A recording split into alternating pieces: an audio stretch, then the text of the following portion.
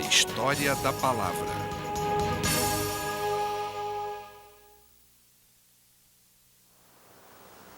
Distribuição Sinapse. No centro de uma parede rochosa gigantesca, há uma passagem para os tempos antigos.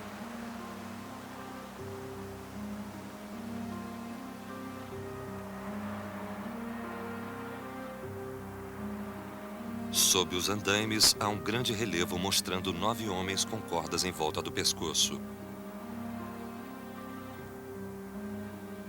Alguém olha ferozmente para eles, enquanto pisa sobre outra pessoa que implora por sua vida. Quem são essas pessoas? Qual é a natureza das inscrições que preenchem a superfície em torno do relevo? A interpretação das inscrições de Berristum achadas aqui foi uma tarefa monumental que ajudou os pesquisadores modernos a recuperar uma parte da história da humanidade há muito esquecida. O desafio sem fim.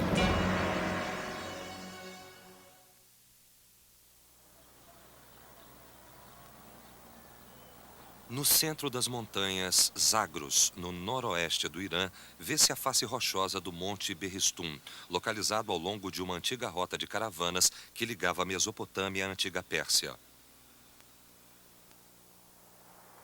A altura desta encosta é de cerca de 500 metros, enquanto o relevo e as inscrições têm 69 metros de altura.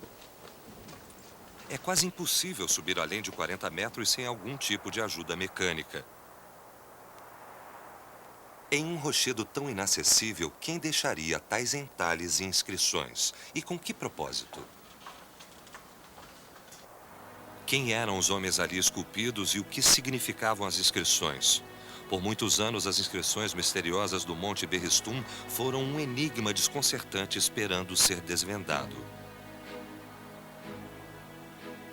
A primeira pessoa a tentar interpretar as inscrições foi um oficial do exército britânico chamado Henry C. Rawlinson. Ele era linguista e, quando servia nesta área em 1835, ele começou a copiar as inscrições. Ele descia pela parede rochosa desde o topo usando cordas amarradas ao corpo, copiando as inscrições com uma das mãos e segurando a corda com a outra. Ele conseguiu copiar a inscrição inteira em 10 anos. Rawlinson arriscava a vida diariamente, mas o perigo compensou quando um padrão emergiu da estrutura da inscrição. Sob um exame minucioso, a inscrição parece ser composta de 4 seções. Porém, a seção inferior esquerda e a superior direita parecem ser inscrições da mesma escrita. Acredita-se que essa seção foi reentalhada devido ao desgaste excessivo da primeira. Agora está claro que as inscrições formam 3 seções distintas. Começando com a escrita mais simples, os estudiosos referem-se às seções como primeira, segunda e terceira escritas. Após muita pesquisa e análise, descobriu-se que a primeira escrita era persa antigo, a segunda era elamita e a terceira acádio. A primeira chave para resolver o mistério era o persa antigo. Como essa escrita poderia ser interpretada? Adam Taraya Baushi. Husayashia Pajarka. Husayashia Nam. Husayashia Parusai.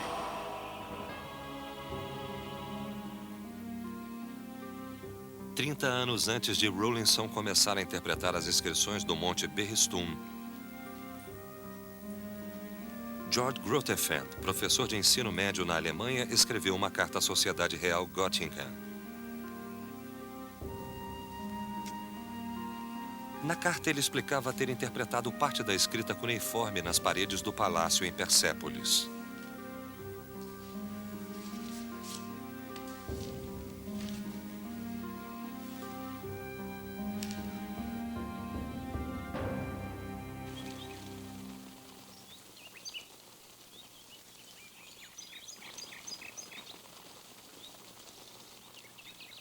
A Persépolis que Grotefend mencionava era a antiga capital cerimonial persa de Dário, o Grande, e de seus sucessores no que hoje é o sudoeste do Irã.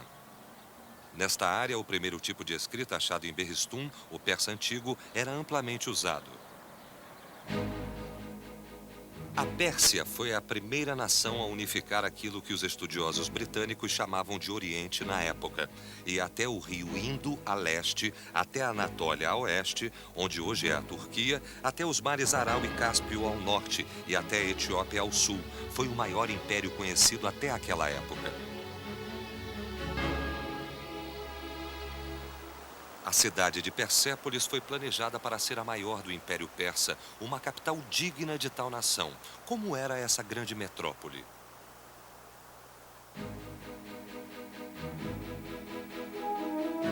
Persépolis se localizava sobre um estilóbato de pedra com mais de 20 metros de altura. Entre outras grandes estruturas, havia a enorme Apadana, a sala de audiência de Dário, a Sala do Trono, ou a Sala das 100 Colunas, o Palácio Particular de Xerxes e o Tesouro Real.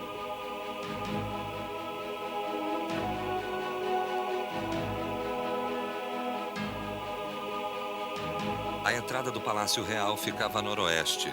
Como muitos enviados de estados tributários vinham por esta entrada, ela ficou conhecida como o Portão de Todas as Nações.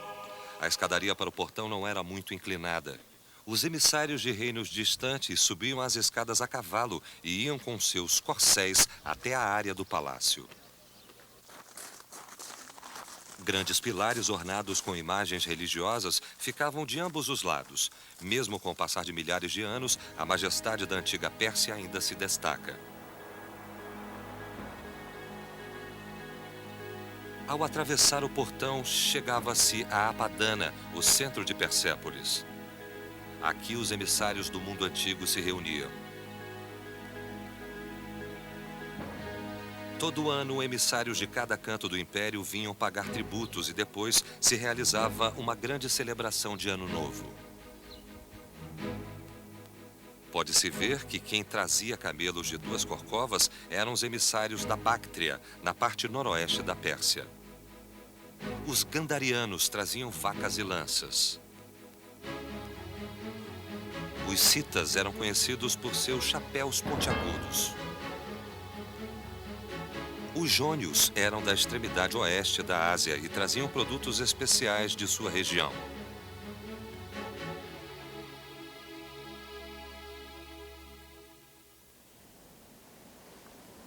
Apadana, o centro de Persépolis, era também o coração do mundo antigo.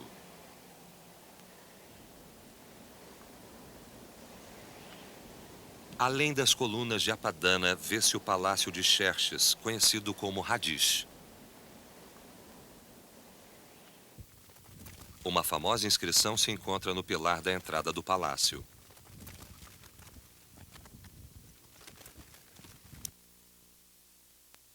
É conhecida como Inscrição de Persépolis, aquela que George Grotefend começou a interpretar em 1803. Como a inscrição de Berristum, os escritos de Persépolis foram feitos em 3 línguas. Qual foi a razão disso?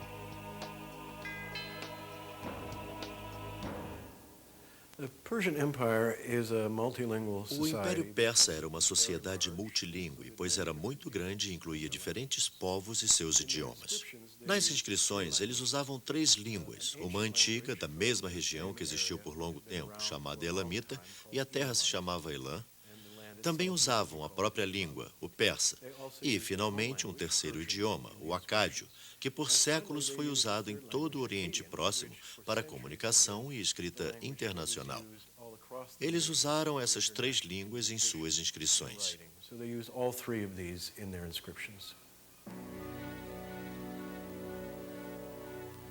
Grotefend conseguiu decodificar os nomes de vários reis persas, incluindo Ciro, Dário e Xerxes.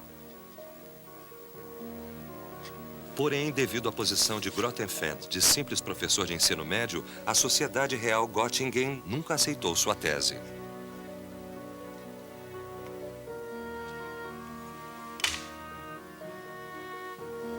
Os resultados deste trabalho exaustivo foram ignorados e a interpretação das inscrições de Persépolis foi arquivada. Após o incidente entre Grotefend e a Sociedade Göttingen, vários estudiosos ficaram interessados em decifrar a escrita cuneiforme. Finalmente, Henry C. Rawlinson conseguiu interpretar a primeira escrita de Berristum. Vejamos como foi feito.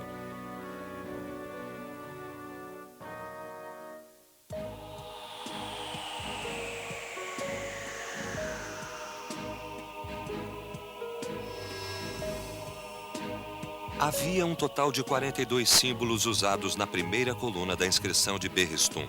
A primeira sentença continha 59 letras. A primeira tarefa para interpretar a escrita estrangeira foi dividir as palavras em duas unidades separadas. Nas inscrições, o divisor parecia um tipo de parêntese. Uma palavra era frequentemente repetida. Rawlinson supôs que significasse rei.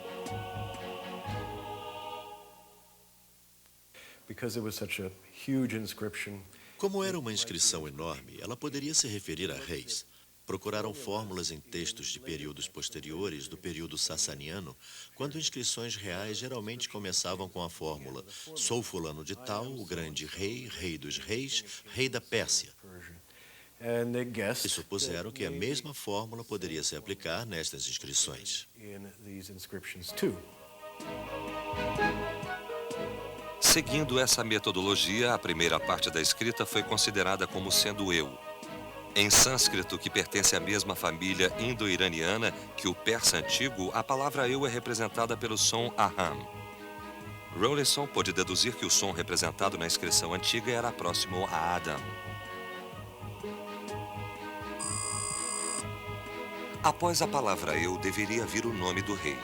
Que nome de rei teria o som da, como que há em Adam, a sílaba anterior? Rawlinson tentou pôr Dário na sentença, trazendo a tradução para eu sou Dário.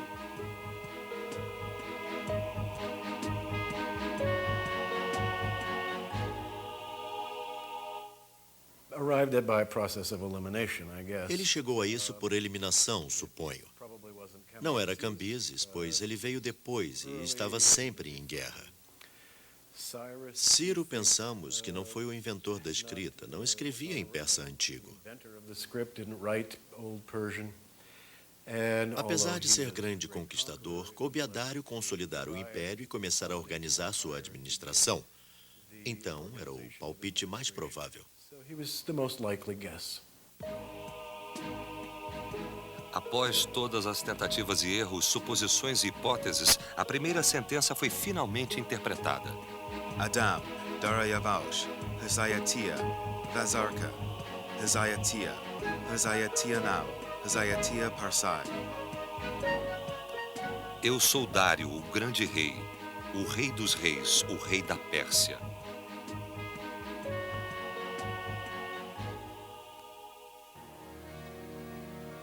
Quando o processo foi refinado, Rawlinson pôde interpretar a primeira coluna da inscrição em persa antigo.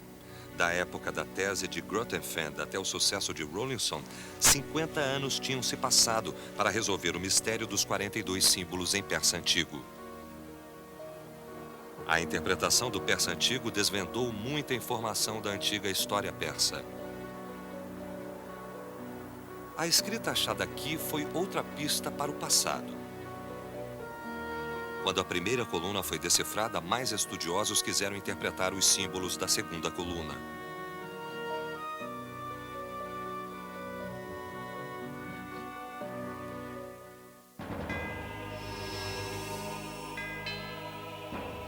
Utariaushi, Sunkiru iru shaira, Sunkiru idina, Sunkiru parushika.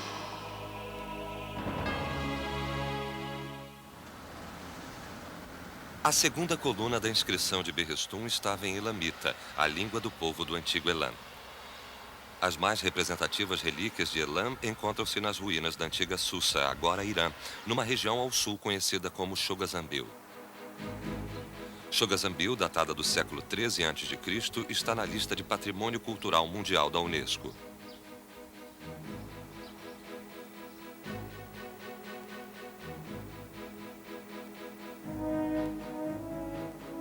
Em persa, Chogazambil significa grande montanha em forma de cesto. É o nome que surgiu quando estas grandes relíquias foram cobertas de terra. O zigurate achado aqui é o maior que ainda existe em estilo mesopotâmico. A estrutura, diferente do interior, foi claramente influenciada pela cultura suméria. Do topo pode-se ver que a cidade é cercada por 2 muralhas, com o zigurate no centro.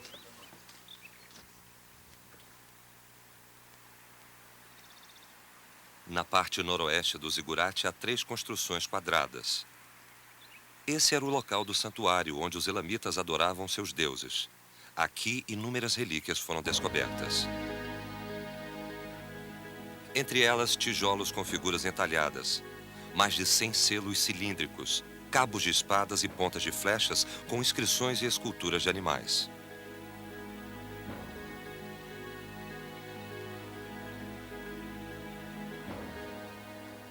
Quando se olha em torno do zigurate, pode-se ver tijolos na altura dos olhos contendo inscrições.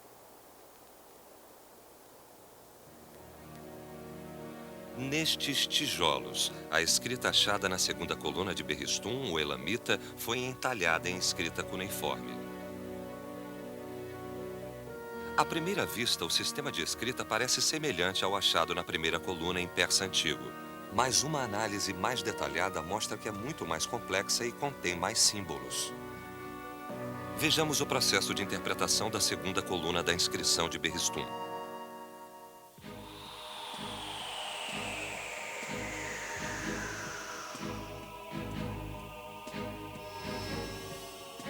A interpretação da segunda coluna começou com o conteúdo já interpretado da primeira. Uma das características mais reconhecíveis da segunda coluna são os nomes próprios e nomes referentes a cargos, precedidos por um símbolo que parece um prego. Com a ajuda desses símbolos, pode-se supor o papel da letra seguinte na frase.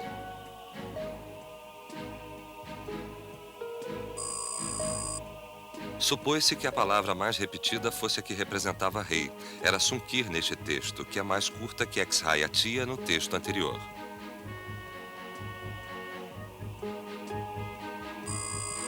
Como na primeira coluna, supôs-se que a primeira palavra fosse eu. Trabalhando com essa hipótese, os pesquisadores puderam dizer eu sou o rei. Baseando-se na palavra Dário na primeira coluna, os pesquisadores puderam achar a palavra representando Dário na segunda e adicionar Dá a ela. Era Dariaush, ou Dário. A interpretação do elamita foi exaustiva e lenta, mas de forma alguma uma tarefa impossível. Dariaush, Sunkir, Irshara, Sunkir, Sunkirena, Sunkir, Parsika.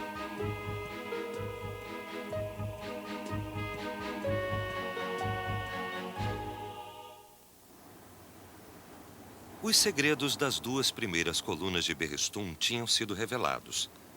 Era hora de passar para a terceira, em acádio.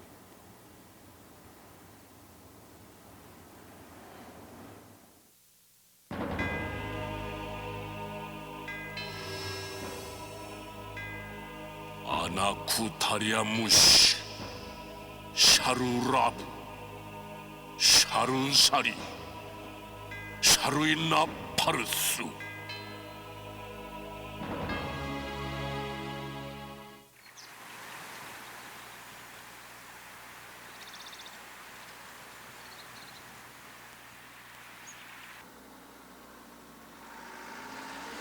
A terceira coluna de Berristum estava em acádio, uma das línguas principais da antiga Mesopotâmia. O centro da Mesopotâmia era a Babilônia.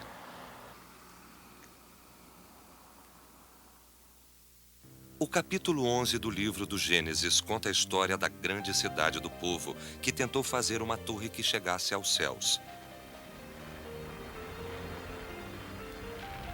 Deus ficou zangado com a insolência e os castigou dando-lhes idiomas diferentes. A torre nunca foi terminada e o povo se dispersou, deixando-a em ruínas.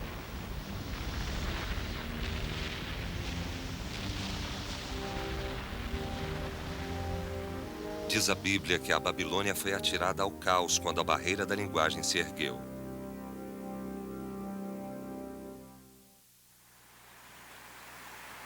Como a Bíblia descreve, a Babilônia foi a maior cidade na antiga Mesopotâmia. Era um centro de comércio e cultura. A entrada para as relíquias era por uma estrutura chamada Portão de Estar, a deusa do amor e da guerra.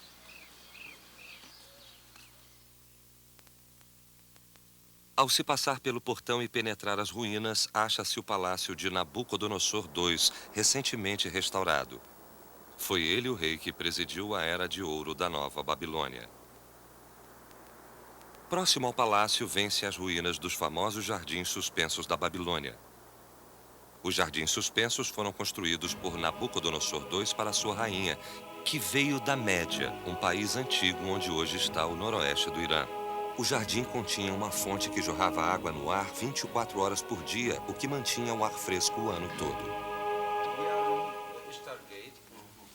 As ruas dentro do palácio formavam a via processional. Estes altorrelevos de animais de ambos os lados das ruas eram os animais guardiães da Babilônia. Este altorrelevo é do deus Marduk. Ele era representado como uma criatura imaginária, parecendo uma combinação de vários animais. Isso simbolizava a divindade principal da Babilônia, que também se chamava Marduk. A criatura equina é Haddad, o deus da tempestade. Sob Haddad, há uma parede feita de tijolos na altura dos olhos humanos. Vemos uma escrita cuneiforme borrada, representando a linguagem acadiana. Essa é a terceira forma de escrita achada em Berristum. Houve hipóteses de que a escrita acadiana se destinava a louvar feitos reais, mas devido ao desgaste do tempo, as letras são quase ilegíveis. A relíquia em que se vê a escrita acadiana mais claramente é uma tábua do Código de Hammurabi. A tábua está abrigada no Louvre, em Paris. Por um longo período da história, o Código de Hammurabi foi o conjunto de estatutos mais completo já codificado. Nesta sólida diorita, vêm-se caracteres cuneiformes. Esta forma de escrita parece mais opaca, forte e crua que outros conjuntos de escritas encontrados em persa antigo e elamita. Como os pesquisadores conseguiram interpretar essa escrita criptografada?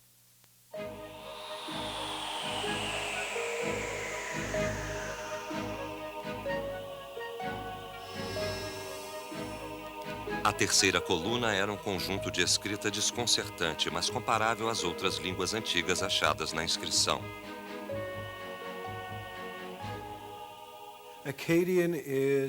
O acádio é uma língua muito antiga. É da família de idiomas semitas. Essa família inclui o hebraico, o árabe e o aramaico. O próprio acádio é o membro mais antigo e atestado dessa família. Ele data de 2600 a.C. e foi escrito em cuneiforme por mais de 2000 anos. Concentraram-se no fato de que o acádio era um idioma semita e analisaram os sons da primeira palavra eu. Em idiomas semitas modernos, eu é pronunciado anaco. Assim, os linguistas puderam especular que a palavra fosse anaco na língua acadiana. Também aqui supunha-se que a palavra repetida representasse rei. Era pronunciada charu. Esse símbolo tinha uma forma mais simples que as palavras correspondentes na primeira e na segunda coluna.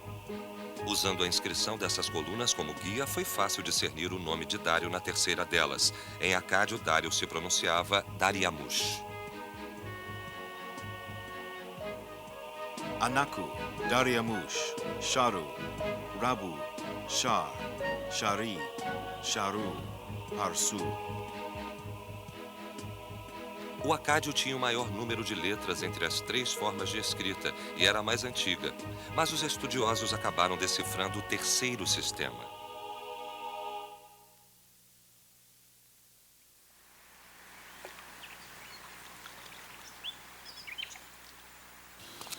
Na primavera de 1857, a Sociedade Real Asiática de Londres conduziu um teste importante. Na época, vários estudiosos diziam ter interpretado a terceira coluna com sucesso. Esta é uma coleção de trabalhos publicados. A sociedade deu um novo cuneiforme a 4 estudiosos diferentes. Henry Rawlinson, Edward Hincks, William Fox Talbot e Julius Oppert, e pediu a cada um que decifrasse os escritos apresentados. A inscrição do cilindro de Tiglat-Pileser I. Ele veio da tumba de Tiglat-Pileser I, rei da Assíria. Era a primeira vez que a inscrição era revelada. Se os 4 estudiosos que decifraram a terceira coluna chegassem à mesma tradução sem consultar um ao outro, a sociedade poderia declarar oficialmente que o mistério da terceira coluna da inscrição de Berristum estava resolvido. O resultado do processo saiu em 6 de junho de 1857. As 4 inscrições da competição para traduzir o selo do cilindro foram abertas na sociedade. Estavam substancialmente de acordo e percebeu-se que, a partir de então, a escrita cuneiforme não era mais desconhecida. Todas as outras inscrições nessa língua poderiam ser traduzidas.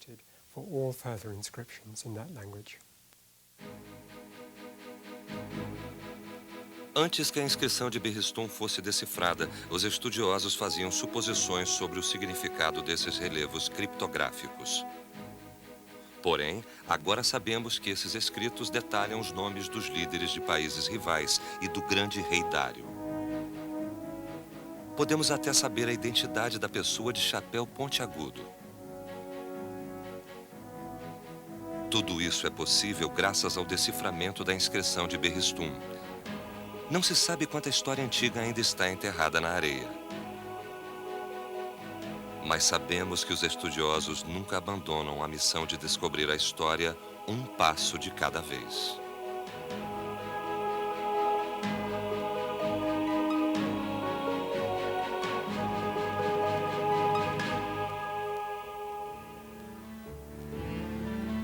Versão brasileira, Vison Voice Rio.